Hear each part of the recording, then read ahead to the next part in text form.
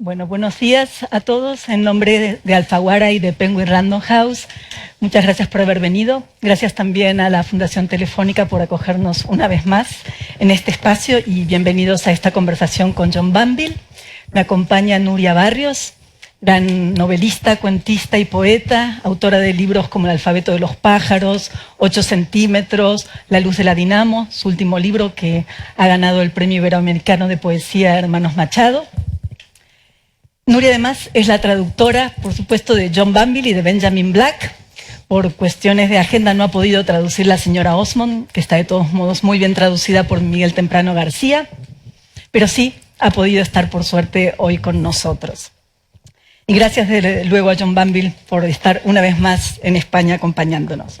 Quisiera hacer un poco de memoria para recorrer en una síntesis la asombrosa carrera literaria de John Banville. Podríamos decir que en un principio estaba solo John Banville, periodista en The Irish Press y autor en 1970, con solo 25 años, de un libro de relatos extraordinario, Lon Lankin, y poco después de una novela, Night Spawn. Ambas todavía no están en español, pero saldrán el año que viene en Alfaguara. A las que siguieron Birchwood, Kepler, La carta de Newton, Copérnico, el libro de las pruebas, con el que Banville va a ser finalista del premio Booker, tan prestigioso. No lo ganará con el libro de las pruebas, pero sí al año siguiente con El mar, en el año 2005.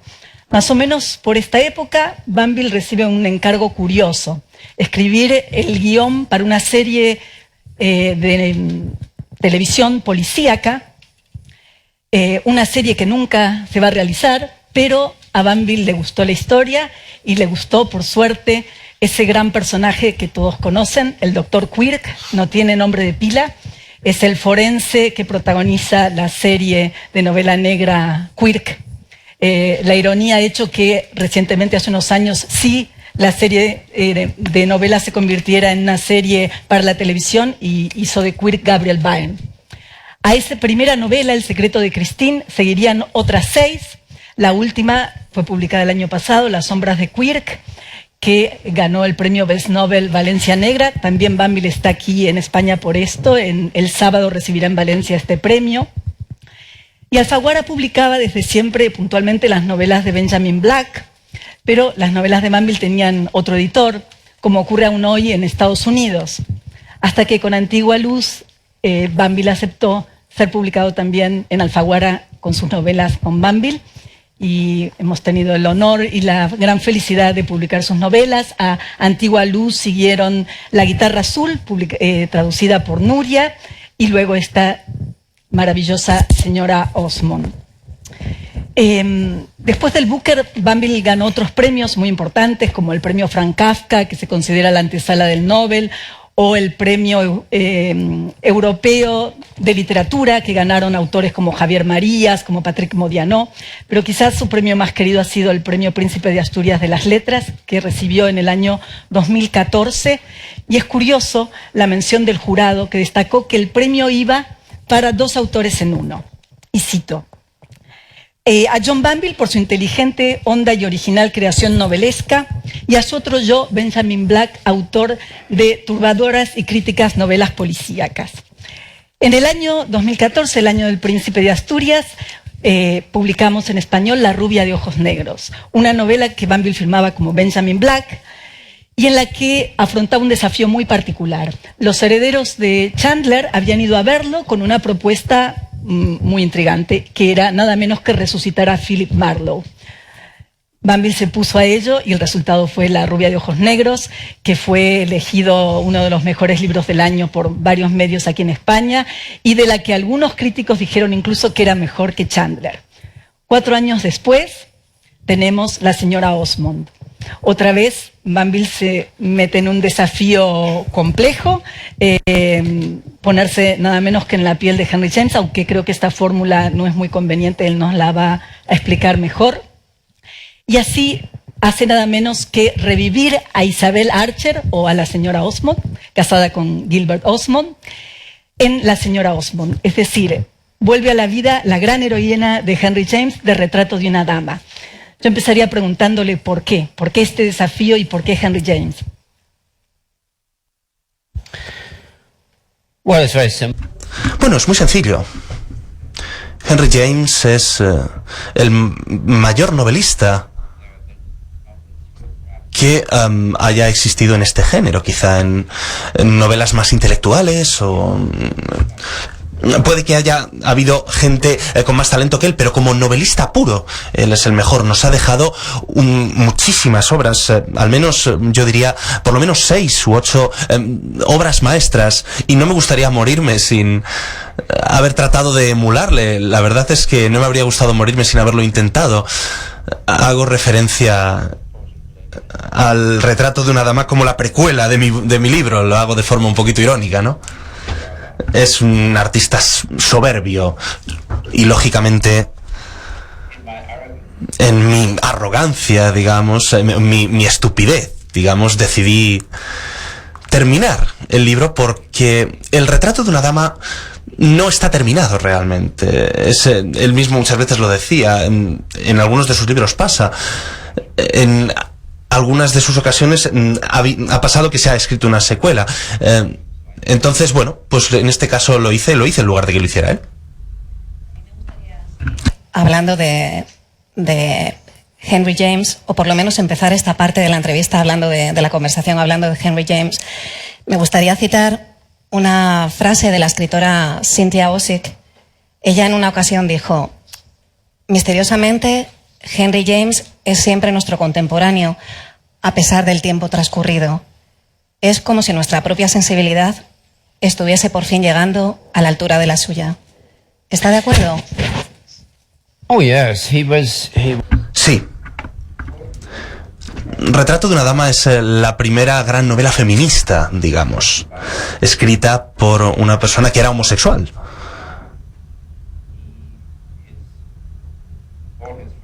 Todos sus amigos, todos sus mejores amigos eran mujeres. Él adoraba a las mujeres de esta manera. E incluso creía que las mujeres eran infinitamente más interesantes, y esto es algo que no he podido comentar con James, lógicamente, pero muchas veces los hombres somos tremendamente aburridos. Diría que mi idea, por ejemplo, del infierno es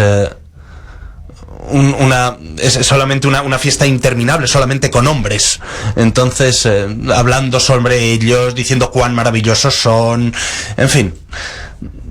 Sin embargo, solamente una mujer haría que eso fuera el paraíso. Con lo cual, mi libro, digamos, mi secuela del libro de Henry James, está manejado, digamos, por las mujeres, por la sensibilidad de las mujeres. La verdad es que siempre me ha gustado considerarme feminista desde que he sido un niño pequeño. Mi madre era una mujer muy fuerte, posiblemente demasiado fuerte, pero bueno, me enseñó la libertad y el significado de este tipo de cosas. Me enseñó el significado de ser una persona humana. Y mi padre estaba encantado, la verdad, en este sentido. Pero él me decía, bueno, yo aquí no tengo ninguna responsabilidad. Entonces, muchas veces los hombres irlandeses hacían esto, quizá lo sigan haciendo todavía. Pero bueno, mi madre me educó, yo la adoraba. Y ella me influyó muchísimo, me imbuyó su fuerza, pero era simplemente la Isabel Osmond, digamos, o Isabel Archer de mis primeros años de vida. La fascinación que usted siente por Henry James es compartida por muchos escritores. Yo quería citar, solamente en la última década se publicaron 3 libros sobre Henry James. En 2004 apareció The Master, de Colm Tóibín. Ese mismo año aparece The Year of Henry James, The Story of a Novel, de David Lodge. Y 4 años más tarde, en 2008, aparece el homenaje de Alan Hollinghurst, The Line of Beauty. Sin embargo, ninguno de esos 3 autores asumió el reto que usted ha asumido. Ellos hablan de Henry James, pero ninguno de ellos se pone en la piel de Henry James. Decide encarnar a Henry James. Cuando estaba preparando la conversación, me encontré con este comentario del novelista Jeffrey Eugenides, que ustedes conocerán porque es el autor, entre otras muchas novelas, de Las Vírgenes Suicidas, y me hizo mucha gracia. Él dice, a él le encargaron la crítica de la señora Osmond para el New York Times, y dice, cuando me pidieron que escribiera la crítica de la señora Osmond, la continuación que John Banville había realizado de Retrato de una dama, de Henry James, mi primera pregunta fue, ¿está escrita con el estilo de James? Cuando me respondieron que sí, incliné la cabeza con asombro y lástima. El gran Banville había intentado lo imposible, me dije. Mientras usted estaba escribiendo la señora Osmond, ¿tuvo alguna vez la sensación de que la tarea era imposible? ¿De que se había metido en algo imposible?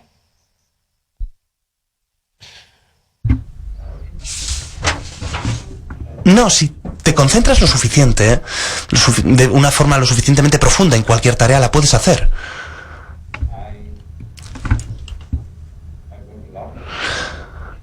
Escribí mucho cuando estaba dando clase en la Universidad de Chicago, estaba viviendo en el campus. Bueno, cualquiera que no haya estado allí os puedo decir que el campus de la Universidad de Chicago no tiene nada que ver. No hay restaurantes, no hay bares, no hay nada. Es decir, hay muchísimos estudiantes. Entonces, bueno, escribí varios textos, escribí incluso novelas y, digamos, buceé en mí mismo, empecé a bucear en mi interior. Y la concentración es algo bastante raro, digamos. Es concentrarse de forma profunda, es tener una experiencia ultra que va más allá del cuerpo, digamos. Entonces, a veces intento evadirme de mi propia mano y la miro cuando estoy escribiendo desde la distancia.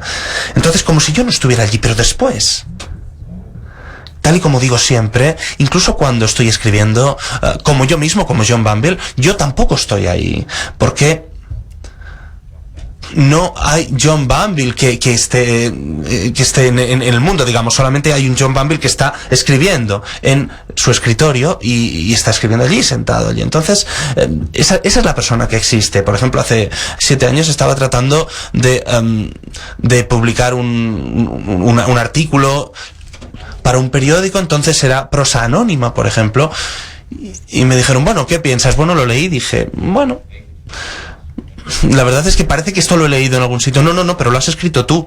Digo, se me había olvidado por completo. Entonces, cuando te lo termino es como si se me olvidara. Me pasa muchas veces. Entonces, una de las dificultades que tengo al venir a España es digamos, la diferencia de tiempo entre que he escrito el libro y se ha publicado aquí, porque muchas veces ya no me acuerdo de lo que ha pasado. De hecho, hace 1 año más o menos vine y me di cuenta de que el libro que se estaba presentando, no me acordaba de él. Entonces tenía que pedir a los entrevistadores que me contaran cosas para poder responder la pregunta. Entonces me tenían que recordar mi propio libro, es decir, los personajes y demás. Entonces es algo raro, ¿no? Cómo te metes dentro de estos estados de concentración tan profunda y después se te olvidan las cosas. Pero, por ejemplo, empiezas por la mañana y dices, yo pienso, pues yo no sé cómo hacer esto. Pues ayer empecé así, digo, pues no tengo ni idea, tengo una página en blanco. Entonces, ¿cómo empiezo? ¿Cómo lo hago? ¿Cómo empiezo a escribir? Y después me tomo otro café, empiezo a pensar otra vez, pues empiezo a pensar y más o menos a media mañana empiezo a escribir algo. Y después a las 3 de la tarde más o menos he llegado a un nivel en el que ya no soy la persona que se había sentado en este escritorio por la mañana. El tiempo se convierte en algo muy raro. Ya he contado esta historia en el sentido de que hace tiempo estaba escribiendo y mi mujer entró y dijo, me voy a comprar, voy a la compra y demás. Dije, vale, perfecto.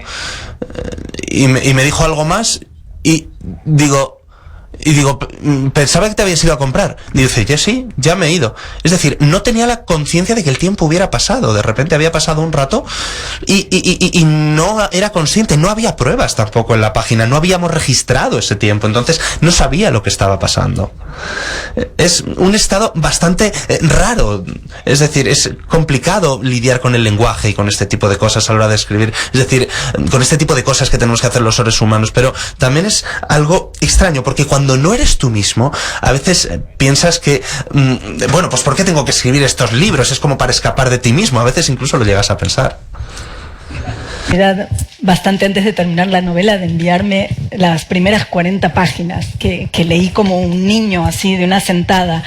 Y me acuerdo de esa primera lectura, hace ya varios años, 3 escenas memorables. Una es, por supuesto, el comienzo, que es cuando Isabel Osmond llega a la estación de Paddington, llega desde Roma porque su querido primo Ralph ha muerto, y dice Banville, su muerte la había dejado con una tarea difícil de resolver, como un ejercicio de álgebra o de geometría. Llega a esa estación y Banville describe, como siempre, también todos los mínimos movimientos de su cuerpo, de su pensamiento. Describe a la gente en la calle como si, a pesar de la determinación de sus pasos y por más que mirasen solo hacia adelante, no estuviesen seguros de a dónde se dirigían ni tampoco les importase en lo más mínimo.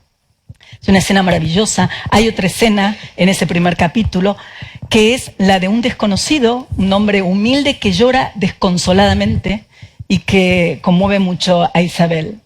Y luego, en esas 40 páginas, hay otra gran escena, una escena de esa misma noche en un restaurante. Isabel va a cenar, está sola, y mientras lee la carta ve que hay un hombre también cenando solo. Es un hombre de apariencia más o menos normal, corpulento, de gafas, pero tiene un chaleco con unas rayas verticales muy vistosas en azul, cielo y amarillo. Y ese chaleco vistoso le hace pensar a Isabel Archer que quizás es un actor. Estamos todo el tiempo en la cabeza de Isabel, nos enteramos de muchas cosas que le han sucedido y asistimos a ese cruce de miradas que es de una tensión casi sexual, hasta que en un momento dado Isabel vuelve a mirar y el hombre ha desaparecido. Bueno, así acababa esa primera entrega de Banville. Me quedé, por supuesto, pensando, bueno, aquí empieza una historia de amor, evidentemente, con este hombre del chaleco. Cuando finalmente me llegó la novela, iba buscando al hombre del chaleco a lo largo de la novela y no voy a hacer de spoiler si les digo que ese hombre no vuelve a aparecer. Y allí cerré el libro y dije, qué talento el de Banville. Esto es como pasa en la vida, nos cruzamos muchas veces con gente o incluso quizás ni llegamos a hablarles, pero pensamos que nos podría pasar algo importante con esas personas y probablemente no las volvamos a ver. Entonces quería preguntarle cómo opera esta alquimia tan maravillosa en sus libros de la vida y la literatura. Sus libros son como la vida, pero al mismo tiempo son más. ¿Cómo lo hace?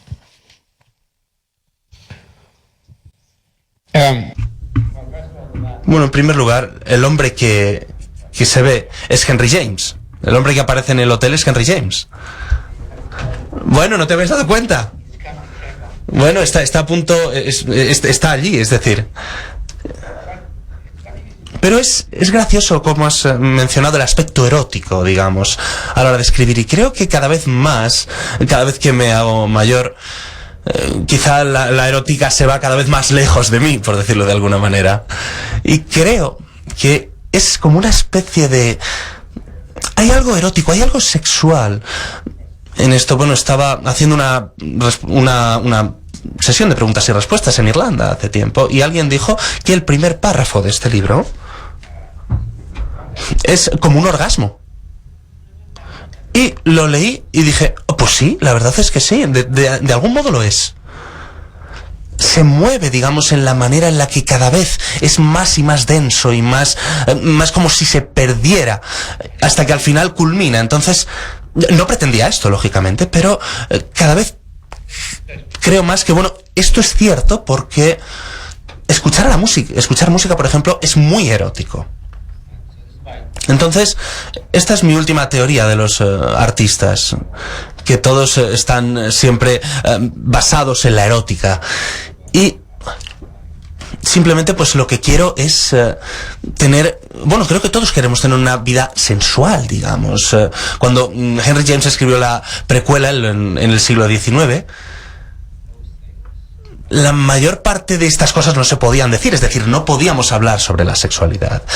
Tenía formas muy sutiles de hacerlo, son maravillosas, es verdad, pero yo quería darle una vida de pasión, no sexual, sino que una vida de pasión, ¿de acuerdo? Porque en Retrato de una dama, lo que esta mujer no tiene es pasión. Entonces, comete el gran error de casarse con una persona muy terrible en ese sentido, y esta mujer necesita tener una vida. Henry James decía que quería poner a una mujer que estuviera poniendo en jaque su fe, digamos. Entonces, bueno, creo que esto es algo complicado de traducir desde el inglés directamente, pero podríamos traducirlo de esta manera. Es decir, quería una mujer que cogiera la vida por los hombros y le dijera, voy a vivirte, y nunca tuvo esta posibilidad en Retrato de una dama. Entonces yo quería hacer esto en este libro, pero en cierto modo no he podido, porque lo que quiero es que alguien escriba una secuela de mi secuela, y me gustaría, por ejemplo, que fuera una mujer. Nuria, esta es tu oportunidad. Me gustaría que una mujer escribiera un libro sobre Isabel Archer y sobre su posibilidad de vivir de forma apasionada. Que puedan disfrutar, si todavía no han leído la novela, para que puedan meterse en el ambiente que crea Banville.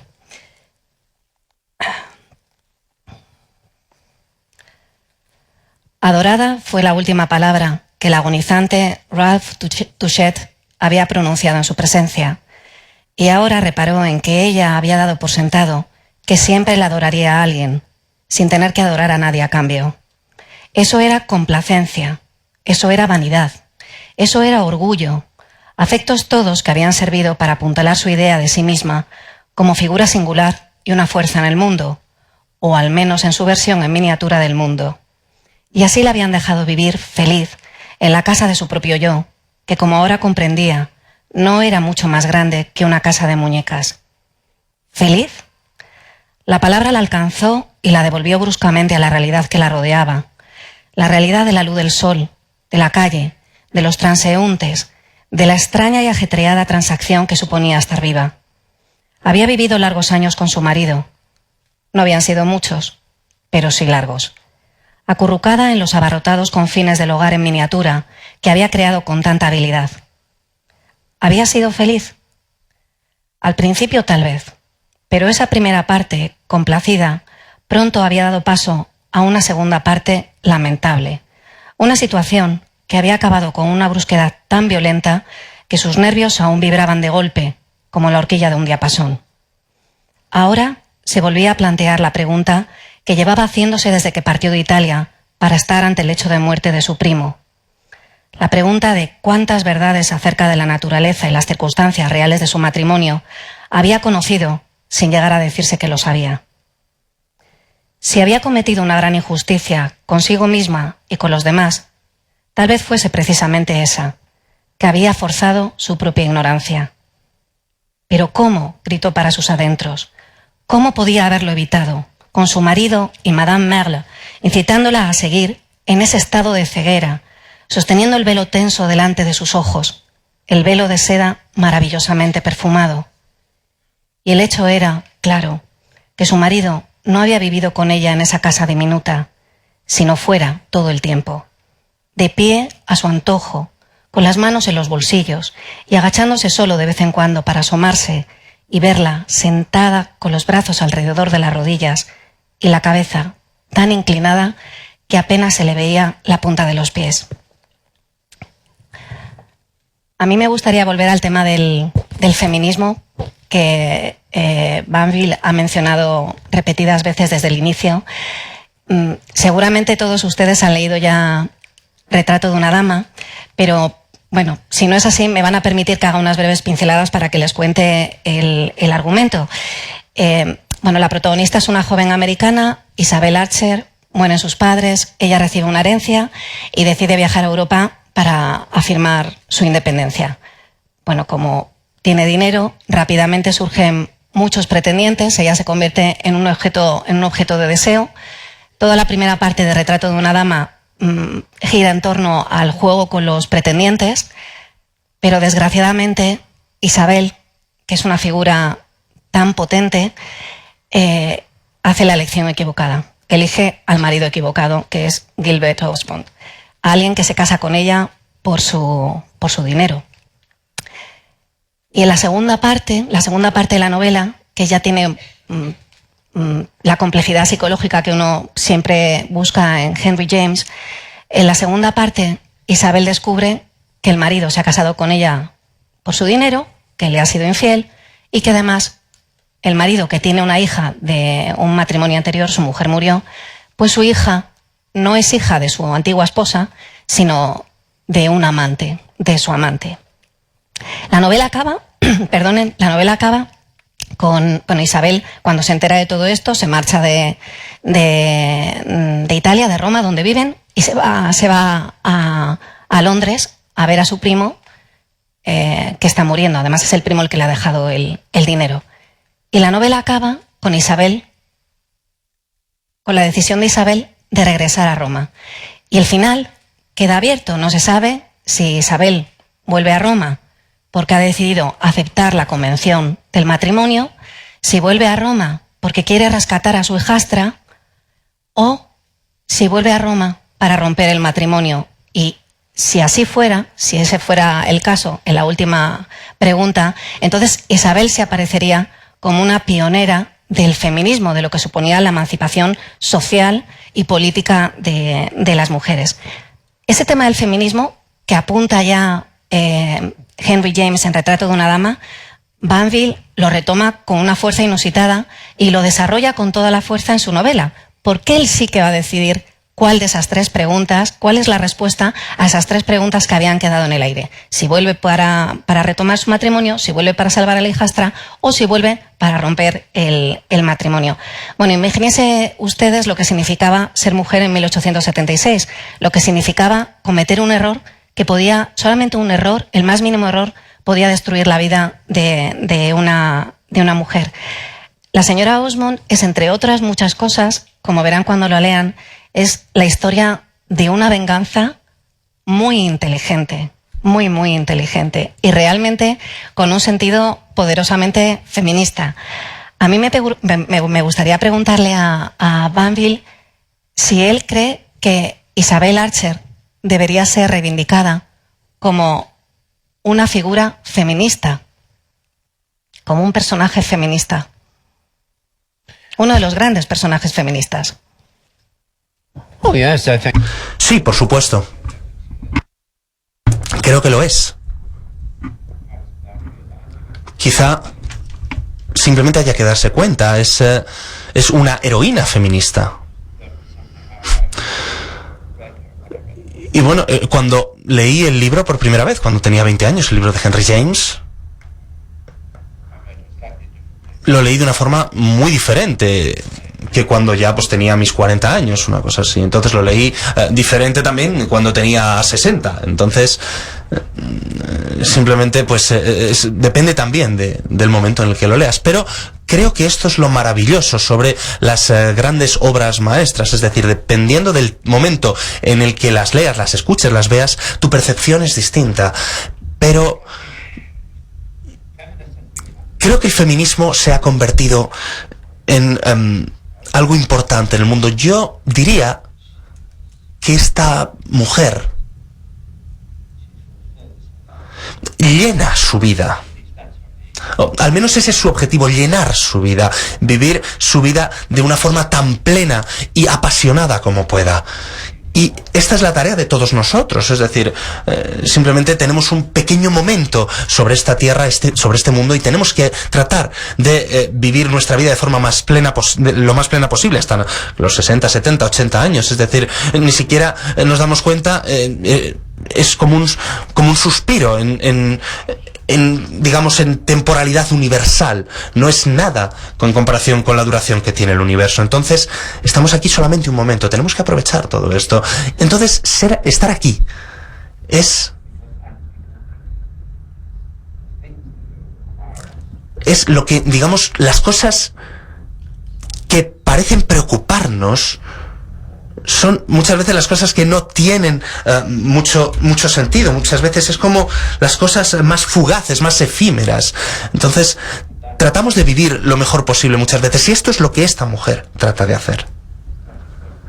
No solamente lo hacen las mujeres, los hombres se supone que también lo tienen que hacerlo. Tenemos que aprender, tenemos que estar a la altura y saber cómo tenemos que hacerlo. Los hombres muchas veces no hemos salido ni siquiera de las cavernas. Las mujeres creo que sí lo han hecho. Nosotros seguimos estando en la jungla, creo. Si echamos un vistazo a la poesía contemporánea, en Europa y en Estados Unidos, vemos que los hombres no han progresado demasiado, pero las mujeres tienen una gran lección que enseñarnos. Es cómo vivir. Y este era, digamos, el gran tema de los libros de Henry James. Perdón, Henry, discúlpame. Creo que me está diciendo cállate y vete de ahí.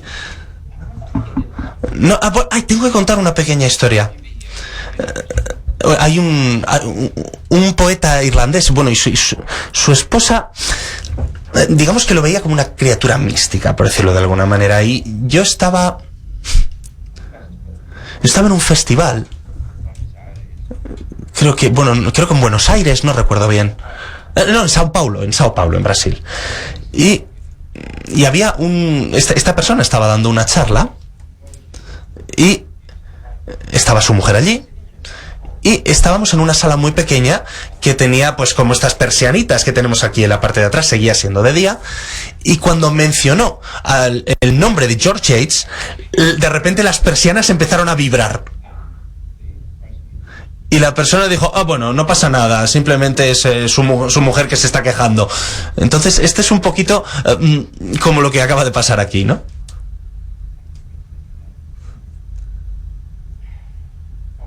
¿De qué estábamos hablando? ¿Sí, cómo vivir la vida? Sí, eso es. Pues, por ejemplo, tenemos que darnos cuenta de que cuando nos hacemos mayores somos más conscientes de todo esto.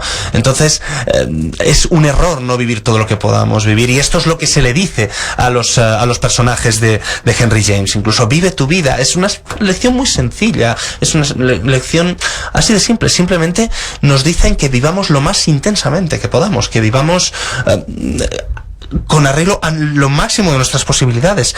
Y esto es lo que está intentando hacer Isabel. Entonces, ¿eso te ha gustado, Henry?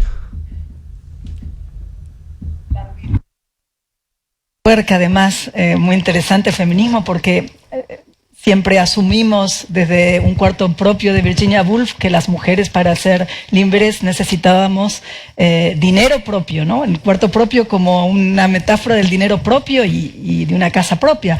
Pero cuando a poco de empezar la novela, y otra vez haré un mínimo spoiler, pero en el caso de Banville nunca hay spoiler porque el placer está en el estilo más que en la trama, pues Isabel retira un montón de dinero del banco, pero luego pierde el maletín con todo ese dinero. Y curiosamente, con esa pérdida se siente más libre. ¿En qué consiste exactamente entonces la libertad de las mujeres, la tan buscada libertad de las mujeres?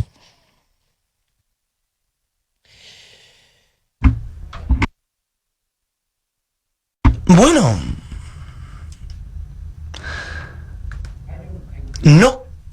no creo que nadie pueda ser libre, y de hecho muchas veces creo que incluso no deberíamos serlo. ¿Por qué? Bueno, si quisiera ser libre, tendría que ser Robinson Crusoe en una isla desierta. Si estamos con otra gente, no somos libres, y esta es la forma en la que debería ser. Tenemos, digamos, una tarea para con los demás seres humanos. Y bueno, a uno de mis entrevistadores esta mañana le he dicho que cuando nos enamoramos renunciamos a nuestra libertad, nos convertimos en esclavos. Entramos en un estado de digamos, de esclavitud con gusto, digamos, de esclavitud aceptada. Entonces, digamos que no sabemos si es algo tan bueno, ¿no? La libertad es egoísmo, inevitablemente. Y una de las cosas que hemos aprendido de Isabel, por ejemplo, en el caso del libro de Henry James, es que para ser libre tiene que estar sola. Y eso no está bien. Esa no es la forma de vivir la vida. Es decir, no puedes renunciar a los demás seres humanos. Y tendrías que hacerlo para ser libre. Y yo pretendía que mi libro terminara con ella encontrando a alguien, con un buen hombre, con un hombre feminista y mudándose a Estados Unidos, pero cuando llegué al final del libro no pude hacerlo porque Isabel seguía estando en un viaje. Mucha gente se olvida, y yo también me olvidé, creo que Henry James también se olvidó, que Isabel es muy joven. Al final de Retrato de una dama solamente tiene 29 años. Ha vivido una vida muy larga en 6 o 7 años, en los 6 o 7 años que ha estado en Europa, pero sigue siendo muy joven. Tiene la mayor parte de su vida por delante y ya ha vivido mucho, entonces seguro que va a hacer cosas extraordinarias. Por eso, Nuria, tienes que escribir la secuela de mi secuela. Oh, lo haré. Voy a leer otro fragmento de la novela en la que, bueno, de nuevo, la novela está narrada desde la conciencia de los personajes, desde el interior de los personajes. Ahora nos sumergimos, como antes, en la conciencia de Isabel. Un día, en el Palazzo Roccanera, la majestuosa pero incurablemente opresiva casa de Roma que compartía con su marido y con la hija de este, había entrado en uno de los salones. Se había detenido nada más pasar el umbral y había visto, un segundo antes de que ellos reparasen en su presencia, a su marido y a la amiga de ambos, Madame Merle, muy quietos, mirándose en silencio en lo que debió de ser una pausa en una larga conversación. No había nada indecoroso en que estuviesen charlando así. Gilbert Osmond, de Baltimore, conocía a Serena Merle, de Brooklyn, muchos años antes de que Isabel apareciera en la vida de los dos. Sin embargo, a Isabel le sorprendió no solo la forma concentrada y al mismo tiempo desenvuelta con que se miraban, sino el hecho de que Madame Merle estuviese de pie, con la cabeza rubia erguida como de costumbre, mientras que Osmond estaba sentado en un enorme sillón, mirándola, con las piernas extendidas y las manos en los bolsillos del pantalón, un poco a la manera, recordó Isabel con cariño, en que solía sentarse, o más bien arrellanarse, Ralph Touchet, pero con una relajación indolente en la que el marido de Isabel jamás habría dejado que lo vieran. Al ver a su mujer, Osmond se había recompuesto enseguida, se había puesto en pie a toda prisa y prácticamente había huido de la sala, musitando que tenía que ir a dar un paseo. Madame Merle, por su parte, había seguido igual que estaba, valientemente erguida, impasible, y con un brillo en los ojos como el que Isabel creía haber notado hacía unos minutos en la mirada de la señorita Janeway, la luz de la secreta gratificación ante el espectáculo de la aflicción, la perplejidad y la indefensión ajenas. Aquel día Isabel no había estado indefensa, ni perpleja, ni afligida, en el sombrío esplendor del palazzo romano que era su hogar, suyo y de su marido. Pero antes o después iba a estarlo, desde luego que sí. ¿Quién podía saberlo mejor que la propia Madame Merle? Bueno, John Banville y Henry James comparten una característica. Ambos son dos estilistas, ambos poseen, y yo me voy a centrar sobre todo en Banville, poseen un lirismo muy hermoso, tan hermoso que muchas veces no es necesaria la trama. En una ocasión, Banville declaró: el estilo avanza dando triunfales zancadas y la trama va por detrás, arrastrando los pies. Banville en esta novela capta con maestría el estilo de James, capta el ritmo de su prosa, capta las digresiones psicológicas que hay en la novela de James, pero sin embargo, cuando lean la novela, verán que no es una novela de Henry James. Es una novela donde está Henry James, pero está él se le ve a él, está el eco de Banville, y también está, aunque probablemente a él le va a sorprender mi afirmación, también está su alter ego de novela negra, Benjamin Black. Probablemente él va a decir, Benjamin Black. Él siempre ha hablado de Benjamin Black, su alter ego de novela policíaca, como un alter ego artesano, que escribe novelas en 3 meses, que disfruta con lo que hace. Nada que ver con John Banville, que escribe novelas literarias, que se dispone siempre a subir al Himalaya. Y sin embargo hay un eco de Benjamin Black. ¿Dónde he visto yo a Benjamin Black? Hay en la novela un momento sorprendente, casi al final, donde pasamos de la conciencia de Isabel al interior de la cabeza del marido, de Gilbert Osmond. Y ese marido calculador, inteligente, malvado, en esas 6 páginas desarrolla ese lado oscuro que tan bien describe Benjamin Black. Ahí yo he visto a Benjamin Black y me gustó, porque yo me considero una gran admiradora de Benjamin Black. Ahí está Benjamin Black. Es más, yo me quedé con ganas de que Gilbert Osmond figurara, tuviera más páginas, hubiera aparecido un poquito más. Pero yo he visto un poquito más incluso de Benjamin Black en la novela. Cuando hablo con Banville de sus novelas de Benjamin Black, siempre le comento que la hija del forense Quirk va siempre vestida con el mismo traje. Lleva siempre un vestidito negro con un cuello de encaje blanco. Y siempre le digo, cámbiale de ropa, no puede ir siempre con el mismo vestido. Bueno, pues en esta novela, bueno, no hace falta ni que busque la página, la hija de Gilbert Osmond lleva un vestidito negro con un cuello de encaje blanco. Pero bueno, aunque él no quiera, sale Benjamin Black. Total, que en esta novela es como la Santísima Trinidad. Van a tener a 3 grandísimos escritores, Henry James, John Banville, Benjamin Black, en una sola novela. ¿Estaría de acuerdo en que Benjamin Black hace una breve irrupción en el escenario, muy breve, pero aparece? Bueno, mi hermano tan oscuro, Benjamin Black, siempre está detrás de mí. Bueno, pues siempre está ahí, siempre te dice, todavía estoy aquí. Y bueno, lo he pensado, la verdad, sí. Cuando envié al libro a mi editor inglés, le dije, mira, no sé nada sobre la ropa de las mujeres, ¿me puedes por favor dar otra propuesta sobre lo que las mujeres suelen llevar? Y me dijo, bueno,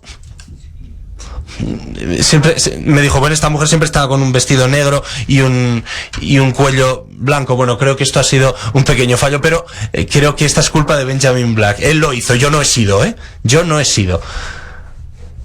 Entonces, bueno, yo estoy ahí, es evidente, independientemente de lo que a mí me deforma. Y esta criatura, esta sensibilidad produce estos libros. Y con todas estas personas, estos personajes, Benjamin Black, pues soy yo también, Raymond Chandler soy yo, Henry James soy yo. La única persona que no soy yo es Don Humphrey. No, bueno, yo no tengo sentido de mí mismo como padre, como ciudadano y demás, como persona con responsabilidad para con la sociedad. Pero Damron, por ejemplo, es una máquina. No, una máquina no. Es como un espíritu que hace obras de arte como su forma de vida. Entonces yo no me podía reflejar en él. Entonces no hay manera de que un artista pueda vivir en el mundo. Digamos, el artista existe cuando está delante de su escritorio, cuando está delante del lienzo, cuando utiliza el piano, cuando está componiendo arte. Ahí es cuando el artista existe. Esta es la persona que produce estas cosas, pero yo, digamos, estoy un poco ahí imbuido del espíritu de Benjamin Black dentro de toda esta historia de la señora Osmond. Pero bueno, gracias Nuria, gracias por el apunte. Pero sí, tienes razón, es verdad. Pero mira, la novela es una forma extraordinaria de comunicarse. Es bueno, extraordinario de la novela es que muchas veces los novelistas odian trabajar de esta manera. Nos encantaría ser compositores, pero cuando eres compositor es una forma pura, digamos, no tienes que hacer frente a las cosas habituales de la vida, pero escribir una novela es una cosa un poco a veces desagradable, te tienes que informar muchas veces, a veces te sientes estúpido, pero es trascendentemente hermoso, es como la vida. Y la novela forma parte de la vida, está como supurando trozos de vida, por decirlo de alguna manera. Entonces, esto hay que tenerlo en cuenta, es decir, por ejemplo, se cuenta el caso de que Meryl Streep, por ejemplo, hace poco habló con uno de mis compañeros y le estaba comentando, oye, me ha encantado tu novela, y él estaba diciendo, pero simplemente estaba intentando aprender cómo era el personaje. Entonces se sintió, digamos, muy honrado de que una persona como Meryl Streep le dijera, me ha encantado lo que has hecho. Entonces de esto versa todo esto, es decir, se trata de aprender cómo escribir, se trata de ver cómo se comportan los personajes. Pero muchas veces dices, estos personajes me están chupando la energía, me están quitando las ganas de vivir. Muchas veces yo siempre cuento la historia de que, bueno, mi vida siempre ha sido complicada, los primeros años de matrimonio es complicado, ajustarte y demás, muchas veces discutes y tal, es como si vivieras en la jungla muchas veces, ¿sí? Estábamos en el coche y mi mujer me estaba diciéndome que era un monstruo, que era, bueno, que yo era un estúpido y demás, y dije, por favor, ¿puedo utilizar esto que me acabas de decir? Y me dijo, ¿cómo?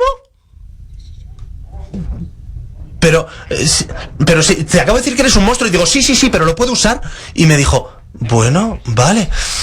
Todos los escritores deberían tener un cónyuge así, para poder, que les pudiera aportar todo esto, porque es un poco la manera de desnudar el espíritu para poder imbuirte de todo lo que te rodea. Entonces, de esta manera, yo aprovecho cosas de la gente. Pues ahora estoy aquí, por ejemplo, y bueno, tuve una experiencia bastante mala. Bueno, trabajaba en un periódico, en varios periódicos hace tiempo.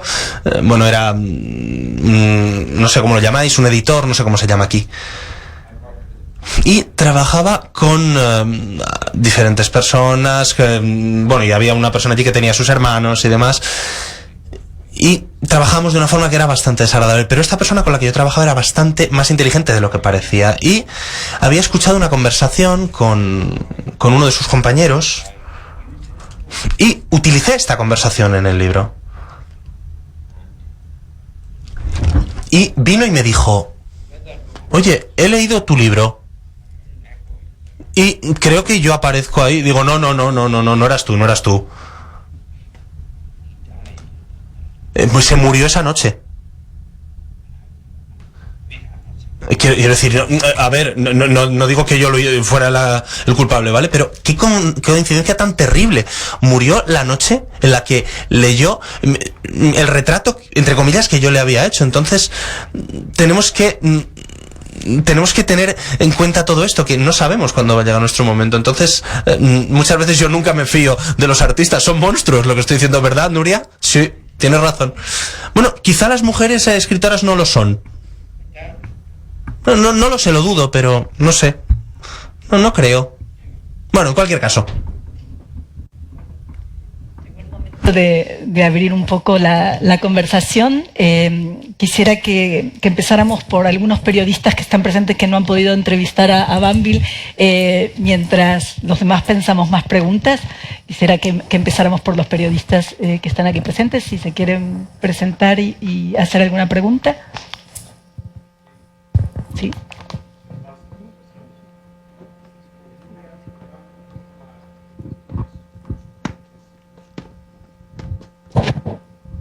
Sí.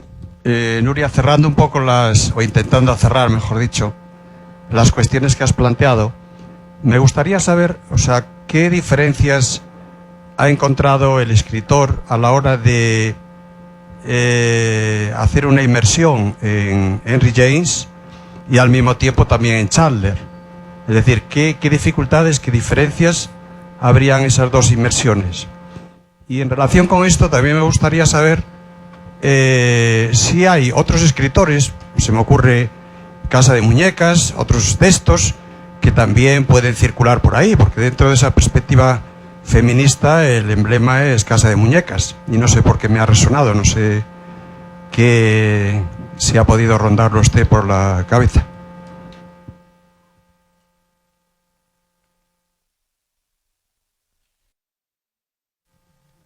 Question for you or for me? No, for you. ¿Es para ti o para mí? Ah, bueno.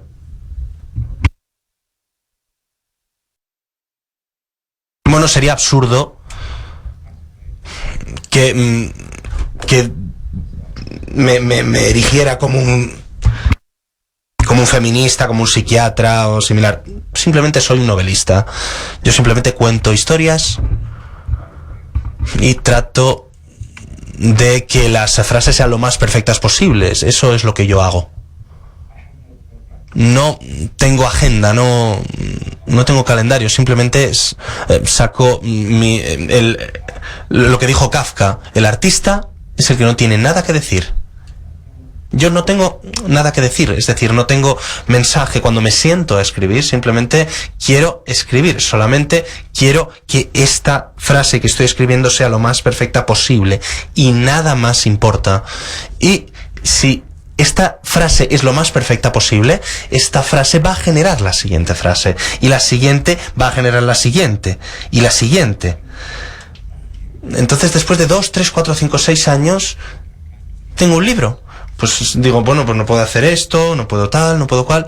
Paul Valéry, por ejemplo, un poeta francés, dijo que bueno, que los artistas muchas veces nunca terminan de trabajar. Entonces me gustaría decir que bueno, me gustaría poder hablar sobre cuán comprometido estoy con la vida social y demás, pero no es el caso, quiero decir. Yo solamente estoy comprometido con lo que hago, que es...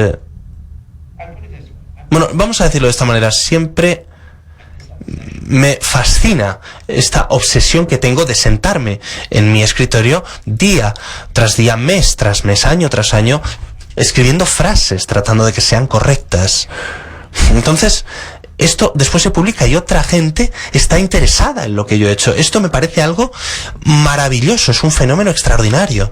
Simplemente, muchas veces digo, pero, ¿qué estoy haciendo con esto? Pero es como, pues como los sueños, por ejemplo, a nadie le interesan nuestros sueños, muchas veces.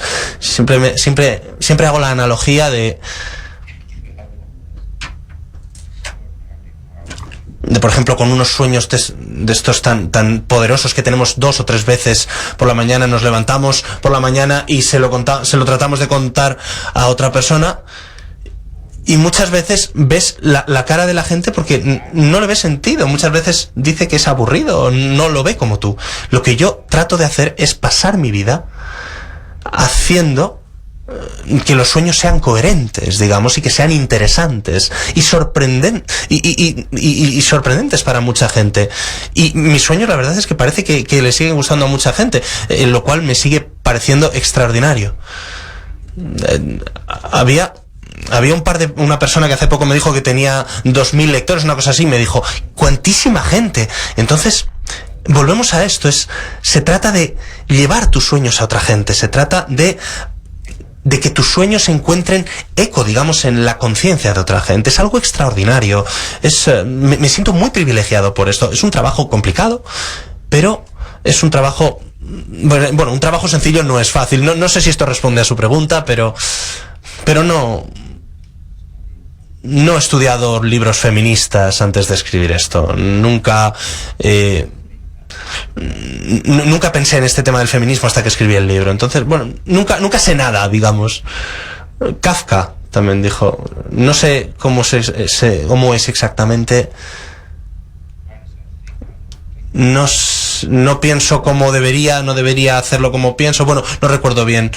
Y todo como que subyace en la más absoluta oscuridad y es algo así, digamos, todo está ahí, digamos, cuando algo se termina es fruto de un proceso de oscuridad, ignorancia y al final pues poner todo negro sobre blanco, digamos.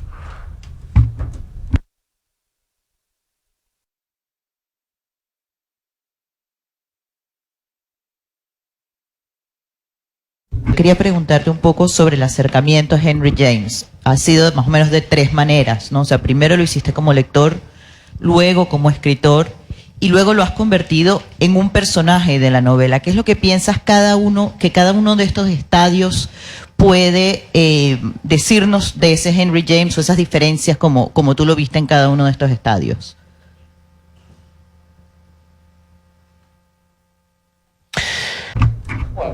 Bueno, en primer lugar, ser lector es uno de los grandes privilegios de la vida. Solamente lo siento muchísimo por la gente que no puede leer, por la gente que no aprecia lo que está leyendo, porque es uno de los placeres más grandes de la vida. Uno de las mayores metas que uno tiene en la vida es poder leer una buena novela, un buen poema, escuchar una buena obra musical, que es algo así como leer, es decir, también ver una pintura es algo así como leer, un tipo de lectura. Entonces, ¿cuán afortunados somos por hacer todo esto? Henry James ha estado presente en mi vida y lleva en ella desde que tenía 20 años, lo cual significa que lo descubrí bastante tarde. Y la gran coincidencia es que cuando leí El retrato de una dama estaba en Florencia y no me di cuenta hasta unos años más tarde. Estaba en un hotel que estaba en una esquina de donde Henry James había empezado a escribir ese libro. Entonces esta pequeña coincidencia, digamos, que siempre me ha fascinado.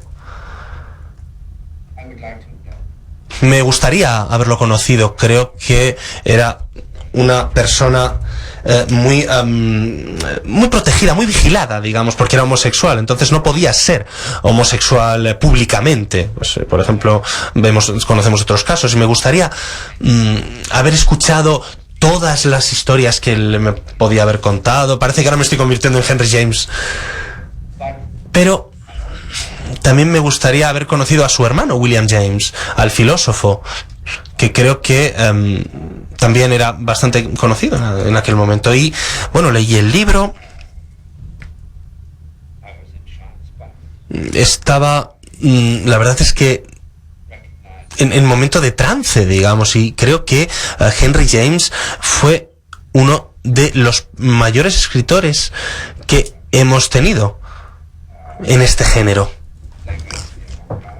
Pues digamos que él se movió hacia la dirección de vanguardia, digamos, a lo que se llama la avant-garde, ¿no? Él siempre estuvo en esta vanguardia a la hora de escribir. Henry James siempre estuvo ocupando ese espacio.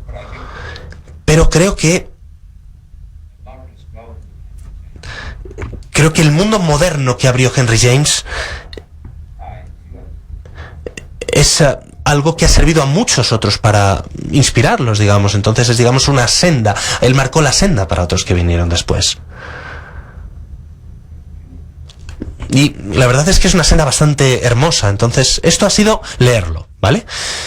Cuando decidí escribir este libro, leí el otro libro, El retrato de una dama, de una forma totalmente distinta. Estaba pensando en otras cosas para escribir mi obra. Lo leí de forma totalmente diferente. Y me di cuenta de que, bueno, fue un placer, y de hecho a veces incluso me di cuenta de que había cosas que a lo mejor se había olvidado de escribir. Descubrí ciertas, entre muchas comillas, erratas, digamos. Entonces, bueno, en el caso de esta mujer, estamos hablando de una mujer de 28, 29 años, pero empecé a apreciar la sutileza de esta mujer, el humor que tenía. Muy poca gente ve el humor de James en estas novelas, y después traté de proyectarlo en mi libro, digamos, con esta aparición tan breve que hemos comentado, porque tenía que decirle, bueno, Henry, ¿hay algún problema en que haga esto? Entonces, digamos que lo incluí en mi obra, y se marchó de forma silenciosa, sin hacer un solo comentario. Pero me lo tomaré como un sí. Digamos, esta es una de las grandes sensibilidades, digamos. Una de las grandes sensibilidades de ser personas. No ha habido mucha gente como él. No creo ni siquiera que Shakespeare fuera un ser humano. Creo que Shakespeare era una miscelánea de voces, una miscelánea de sensibilidades, pero no creo que fuera una persona. Mientras que Henry James tenía el sentido de este hombre que vivía la vida que le daba el mundo, es decir, la vida que se le había otorgado. Y tal y como he dicho, nuestra labor, nuestra tarea es vivir. Entonces siento una gran empatía con James. Posiblemente él me habría despreciado, habría dicho, bueno, este irlandés, ¿qué está haciendo? ¿Con qué me está diciendo? Pero bueno, él viajó de Estados Unidos a Inglaterra y cuando llegó a Irlanda dijo, no voy a, no. Pero después pasó muy buenos momentos en otras zonas de Irlanda, con lo cual creo que James en aquel momento quizá incluso se avergonzaba un poco de sus orígenes irlandeses, incluso de su padre. Porque bueno, su padre marchó a Nueva York y dejó una gran fortuna, su abuelo. Dejó una gran fortuna a su padre y su padre se la gastó toda en viajes a Europa para atraer a toda la familia, y Henry James se convirtió en una figura internacional, porque, bueno, una personalidad internacional, en un hombre internacional, gracias a estos viajes. Entonces esto, la verdad es que es algo extraordinario. Entonces, bueno, supongo que espero que el libro no se caiga otra vez. Bueno, digamos que es como una decoración del amor, ¿no? Tenía una gran sensibilidad a la hora de entrar en la mente de mucha gente, de muchas personas, para ver qué es lo que estaban... Es decir, ser capaces de...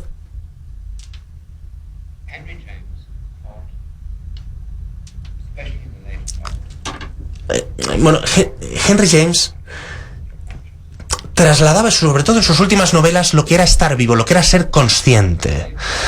Vivimos en confusión, vivimos como si estuviéramos entre niebla, vivimos en una niebla luminosa.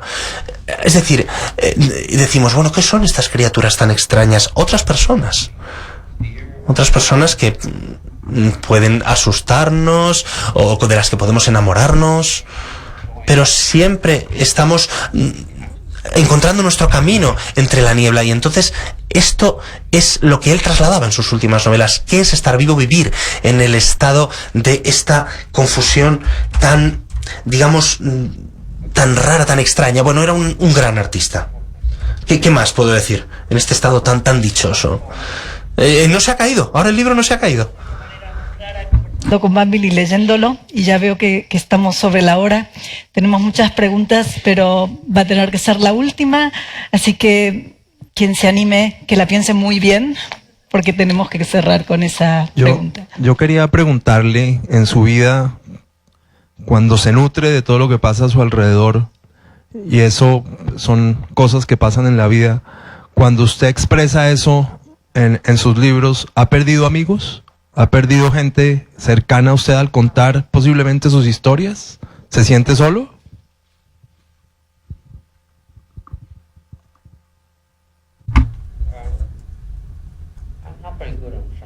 No soy demasiado bueno en temas de amistad. Para mí está el amor o la indiferencia. Entonces, esta es una de las leyes de mi vida, digamos. Tengo amigos, sobre todo amigos hombres, que son muy aburridos. Y tengo que tener relaciones apasionadas con la gente o no tenerlas. Puedo ser amable, puedo ponerme una cinta en la boca, digamos, como hacemos todas las mañanas muchas veces. Pero para mí, sí, como he dicho, o hay pasión o no hay nada. Y bueno, creo que esto se cumple para todos. Muchas veces fingimos ser amigos, pero tenemos esta sonrisita, ¿no? rara, esa sonrisita rara que le estamos poniendo todo el rato, pero no.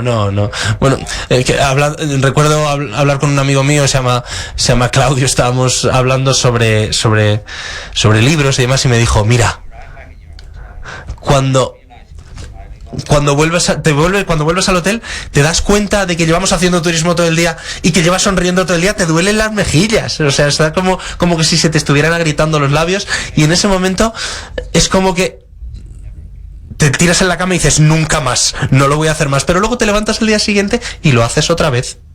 Tenemos que vivir en el mundo,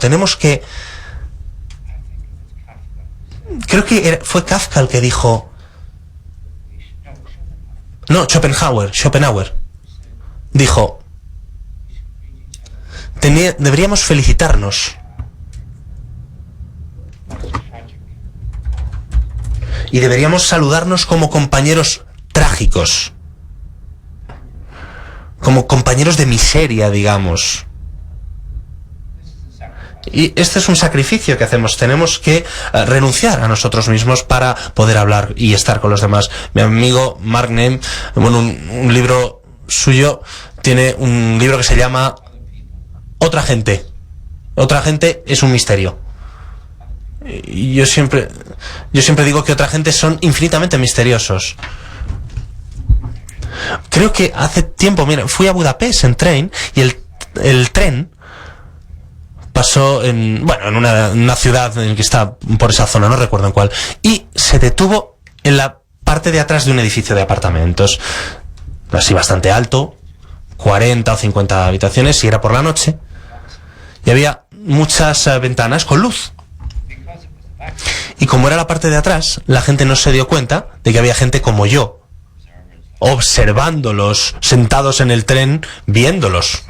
Y dije, madre mía, estuve allí 10 minutos, estaba como extasiado viendo la vida de la gente dando de comer a sus niños, cenando, a lo mejor haciendo el amor, era como, cuán extraordinario es el mundo, estos lugares son maravillosos, la gente simplemente vive, es algo extraordinario. Quizá este es el motivo por el que la gente como yo se convierte en novelista, está tratando de resolver este misterio de ser otra gente en el mundo, digamos. Es decir, muchas veces se necesita vivir una vida ordinaria, banal, aburrida muchas veces, y a veces puede ser trascendentemente estática, pero igual que la mía, pero muchas veces está ahí la gente con ganas de hacerlo para siempre. Entonces, ahora mismo yo ya tengo una edad, pero sigo viendo el mundo como si tuviera los ojos de un niño. Es decir, es algo que todavía muchas veces no entiendo. Muchas veces no entiendo los fenómenos que suceden, no entiendo a la gente. Mi mujer una vez me dijo una cosa extraordinaria, me dijo, ¿hay algo que te sorprenda? ¿No te sorprende que no seamos animales que estamos de pie y que estemos utilizando cinturón? Nunca lo había pensado. Me dijo, mira, por ejemplo, tenemos esto aquí en el no se entiende. Tenemos esto en la cintura, no lo entendemos. Los seres humanos somos un fenómeno extraordinario. Los perros, por ejemplo, no creo que me estoy extendiendo mucho. Ni se dice que los animales nos miran como si nos estuviéramos riendo o como si estuviéramos locos. Y lo hacen. Yo veo a mi perro que me mira así, me dice, ¿pero por qué hace esto? ¿Pero por qué se comporta de esta manera? Y hace poco mi mujer y yo estábamos cenando y estaba enfadado por algo, no recuerdo por qué, y de repente me di cuenta de que mi perro estaba haciendo así, mirándome así, porque estaba sintiendo mi ansiedad y mi dolor, digamos. Entonces, ¿qué me estaba diciendo? Me estaba diciendo, pero qué terrible y qué trágico es ser un ser humano. Entonces, ¿por qué no puede ser como nosotros, vivir el día a día, vivir el momento, no estar asustado de la muerte? El gran don que tenemos es la conciencia. Entonces, si no la tenemos, acabaríamos, digamos. No, ya voy a terminar con esto. Lo prometo. Hablaba hablaba con alguna gente y estaba hablando, citando una cita de Hemingway que decía: ¿cómo podemos vivir si sabemos que tenemos que morir? Y una mujer, lógicamente una mujer, dijo: ¿cómo podemos no vivir? Sabemos que vamos a morir. ¿De acuerdo?